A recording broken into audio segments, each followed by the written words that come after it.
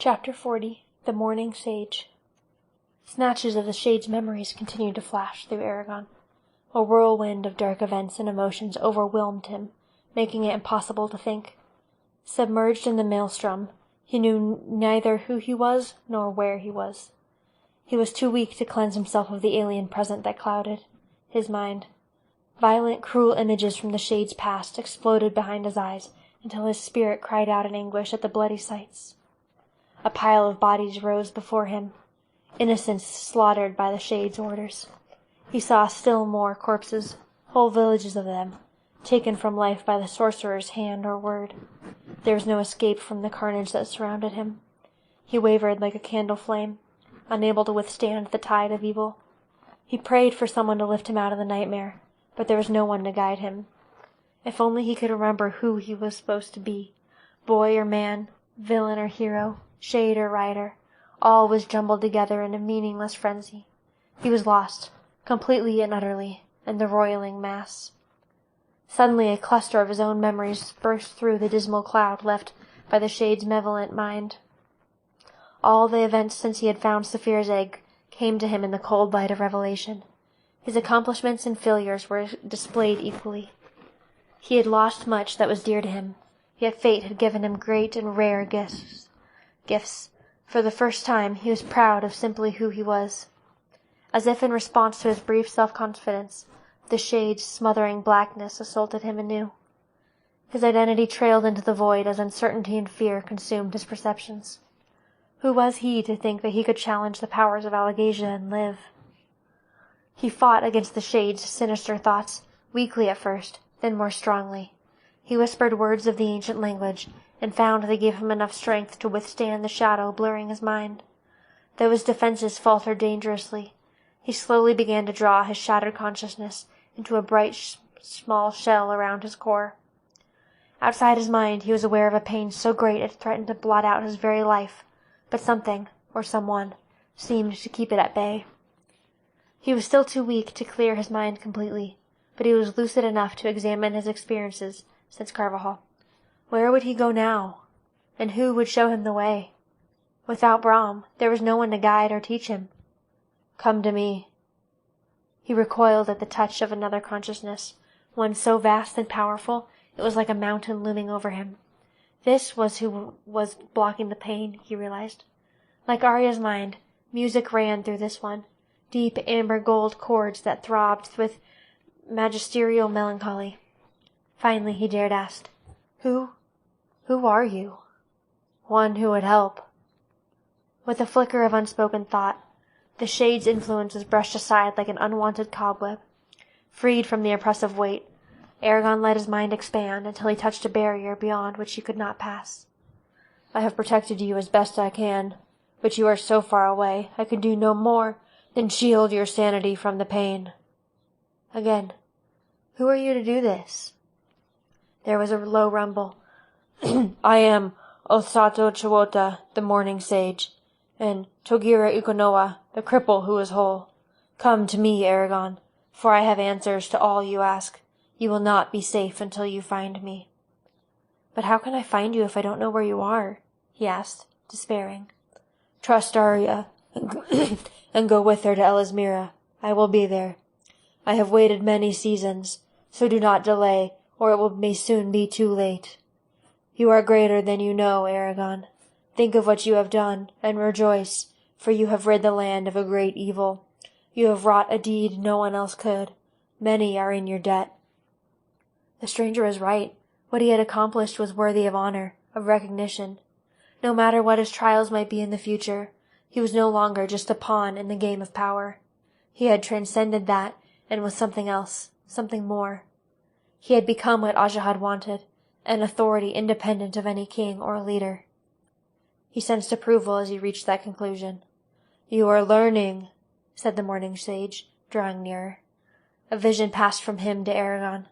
A burst of color blossomed in his mind, resolving into a stooped figure, dressed in white, standing on a sun-drenched stone cliff.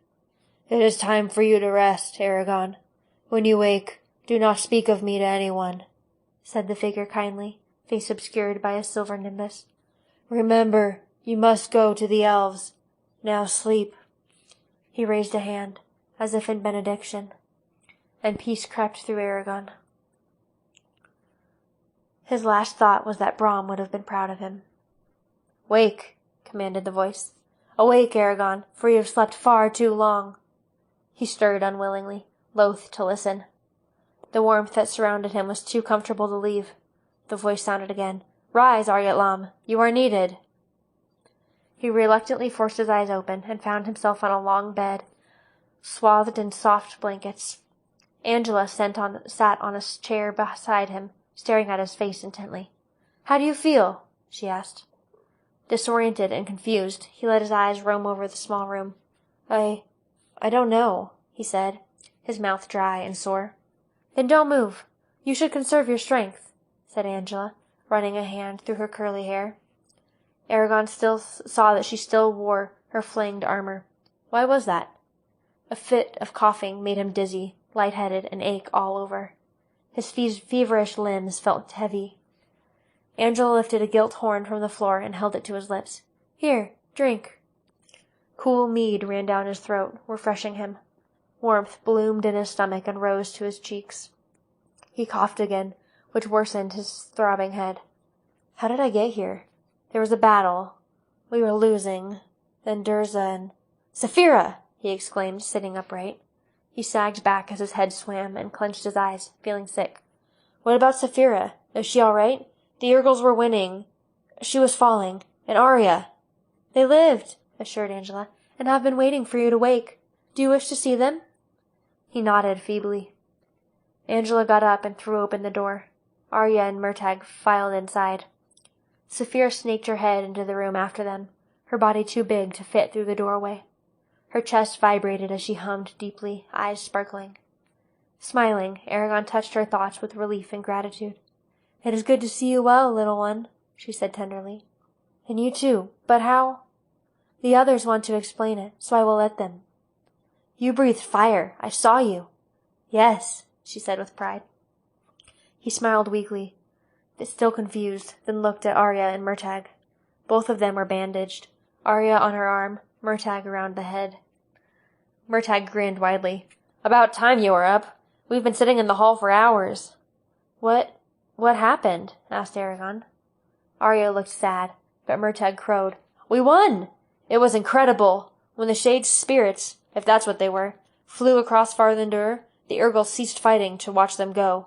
It was as though they were released from a spell then, because their clans suddenly turned and attacked each other. Their entire army disintegrated within minutes. We routed them after that." "They're all dead?" asked Eragon. Murtagh shook his head. "No, many of them escaped into the tunnels. The Varden and dwarves are busy ferreting them out right now, but it's going to take a while. I was helping until an Urgle banged me on the head and I was sent back here." "They aren't going to lock you up again?" His face grew sober. "No one really cares about that right now. A lot of Varden and dwarves were killed. The survivors are busy trying to recover from the battle. But at least you have cause to be happy. You're a hero. Everyone's talking about how you killed Durza. If it hadn't been for you, we would have lost." Eragon was troubled by his words, but pushed them away for later consideration. Where were the twins? They weren't where they were supposed to be. I couldn't contact them. I needed their help. Murtagh shrugged. "I was told they bravely fought off a group of Urgles that broke into Trondheim somewhere else. They were probably too busy to talk with you." That seemed wrong for some reason, but Eragon could not decide why. He turned to Arya. Her large, bright eyes had been fixed upon him the entire time. "How come you didn't crash? You and Saphira were—" His voice trailed off. She said slowly, "When you warned Saphira of Durza, I was still trying to remove her damaged armor. By the time it was off, it was too late to slide down Volturin. You would have been captured before I reached the bottom. Besides, Durza would have killed you before letting me rescue you." Regret entered her voice. "So I did the only thing I could to distract him. I broke the star sapphire." "And I carried her down," added Saphira. Eragon struggled to understand as another bout of lightheadedness made him close his eyes. "But why didn't any of the pieces hit you or me?" "I didn't allow them to. When we were almost to the floor, I held them motionless in the air, then slowly lowered them to the floor. Else they would have shattered into 1,000 pieces and killed you," stated Arya, simply. Her words betrayed the power within her. Angela added sourly. Yes, and it almost killed you as well. It's taken all of my skill to keep the two of you alive. A twinge of unease shot through Eragon, matching the intensity of his throbbing head. My back